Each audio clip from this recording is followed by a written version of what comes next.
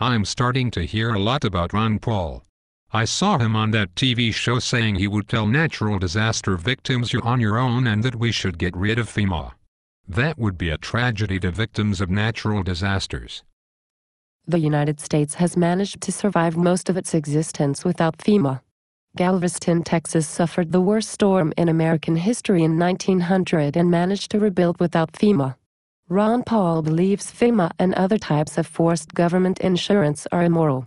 They take money from those who choose safe living conditions and give it to those who have chosen unsafe conditions. A person living in Ohio should not have to pay to repair someone's house who lives on the beach. That's what private insurance is for. If you can't find an insurance company to insure a house in the location where you want to build, that's an indication that you should expect hazardous living conditions. While having an organization like FEMA sounds positive in theory, the reality is that its mere existence allows the public to feel complacent about helping those in need. Americans are some of the most generous people on earth. When we feel someone is in need, we want to help, but if we think that FEMA has it covered, we are less compelled to do anything. I think FEMA's record clearly shows that it does not have a handle on disaster management. The money we spend on FEMA could be better utilized. But Ron Paul wants to give tax breaks to the rich. How will we pay for our social programs and national defense without tax revenues? Ron Paul wants to end the income tax, which would benefit all Americans, especially the middle class. The income tax provides roughly 40% of the federal government's operating capital. For the government to continue operating without the income tax, spending would only have to be rolled back to 1997 levels. Increased protection and decreased military spending could be achieved by bringing home troops currently stationed around the world from countries that have their own militaries or in countries where terrorists are there specifically because our troops are there. Al-Qaeda was not in Iraq before we invaded, and bin Laden was not found in Afghanistan. Our troops should not be there. Ron Paul said that he was against the killing of Osama bin Laden. How could someone who wants to be president be against bin Laden's death? Ron Paul said he would have handled the situation differently. He wanted to issue a letter of marque in reprisal on bin Laden in 2001. If that had happened, bin Laden would have been captured or dead within weeks of the 9/11 attacks, and our country would have saved trillions of dollars and thousands of American lives. The raid on bin Laden's compound could easily be considered a provocative attack on Pakistan's sovereignty. Pakistan has worked with the United States several times over the years to capture terrorist suspects. Their government officials assisted us in the capture of Khalid Sheikh Mohammed, the probable ringleader of the 9/11 attacks. Given Pakistan's history of helping the U.S., and the probability that they know refusing to help us would result in a loss of foreign aid, there is no reason to believe that Pakistani officials would have refused to help us apprehend bin Laden. There are also reports that bin Laden was unarmed, meaning that it's possible we could have taken him alive for questioning, which may have possibly led to uncovering more terrorist hideouts or plans. At the very least, a live capture would have meant a public trial for all Americans to see. Obama's order to kill bin Laden robbed many Americans of their right to see justice carried out. Obama is helping spread democracy in the Middle East by helping Libyan rebels overthrow their government. Ron Paul would not help spread democracy like that. You're right.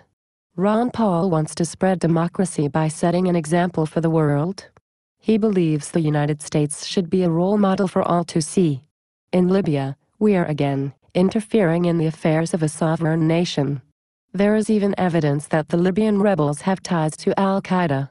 It doesn't make sense to fight Al-Qaeda in some parts of the world and support them in others. Our country is financially broke. We can't afford to continue on our current path. We could tax large corporations more to pay for the spread of democracy, but Ron Paul wants to lower taxes. A tax on corporations can have numerous detrimental effects on the economy.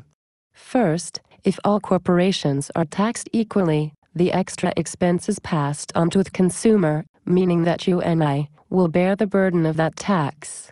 Second, if the tax is applied unequally, It can serve to put smaller companies out of business, thereby reducing competition, which also results in higher prices for consumers. But even if the tax somehow managed to remain in the large companies and was not passed on to consumers, the extra business expense can cause large companies to look at the option of moving to another country, meaning fewer jobs for Americans. In general, taxes are a way of taking money from those producing and giving it to those who are not, or to those who have special connections to government officials. The answer to our nation's financial crisis is not more taxes, but less spending. But Ron Paul does not favor laws that have clearly helped the poor, like minimum wage. If Ron Paul were president, people would be working for less than what would be required to survive. Ron Paul wants minimum government regulation of our economy, meaning he wants our market to be more free to operate as it needs to in order to sustain itself. Minimum wage has two obvious detrimental effects.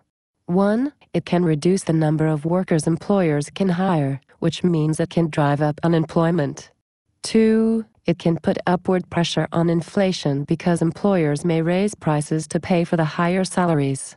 If the Federal Reserve didn't constantly inflate the money supply, there would probably be no need for a minimum wage at all. Workers who weren't being paid fairly would simply find a job somewhere else. Employers who paid the best salaries would have the best employees. I heard Ron Paul say that he wants to legalize heroin and prostitution. Wouldn't our country go on a downhill spiral if that happened? Ron Paul has never said he wants to legalize drugs or prostitution. He has said repeatedly that he wants to return those decisions to the states and remove the federal government from the equation. The Constitution was not intended to give such authority to the federal government. Dr. Paul's position is simply to return to a constitutional government. Besides, statistically speaking, legalizing drugs and prostitution would be beneficial to our nation as a whole. More people have died in the drug war than from the drugs we were fighting to prevent. In a recent survey of prostitutes, 80% said they prostitute themselves for drug money. If drugs were legal, they would be affordable to people with low-paying jobs, meaning the rate of prostitution would go down. Ironically, we can see from data after Prohibition ended and from Portugal that legalizing a controlled substance actually results in a decrease of its use, especially in children. In a black market, drug dealers don't care about the age of their customers.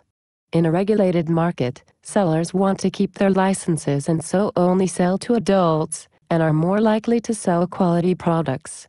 Black market dealers often cut their supplies with dangerous ingredients to maximize profits. The United States has the highest rate of incarcerations for nonviolent drug offenders, even higher than Russia. Even worse, nearly 25% of those nonviolent offenders who end up back in jail return for violent crimes, meaning that our justice system is making violent criminals out of otherwise nonviolent people. It just doesn't make sense to treat an addiction problem like a criminal problem.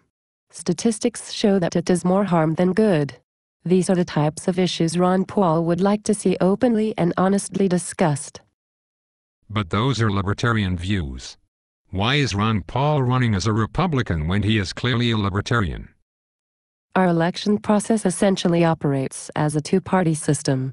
Many areas of the country don't even allow a third party on their ballots, and many Americans vote straight party tickets. In 1988, while running as a libertarian, Ron Paul spent a large portion of his campaign funds just trying to get on ballots. Besides, Dr. Paul has served multiple terms in Congress as a Republican. His personal values reflect that of traditional Republican beliefs of small government, personal responsibility, and maximum liberty. If you would like to learn more, I suggest going to ronpaul.com, ronpaul2012.com, or ronpaul.org.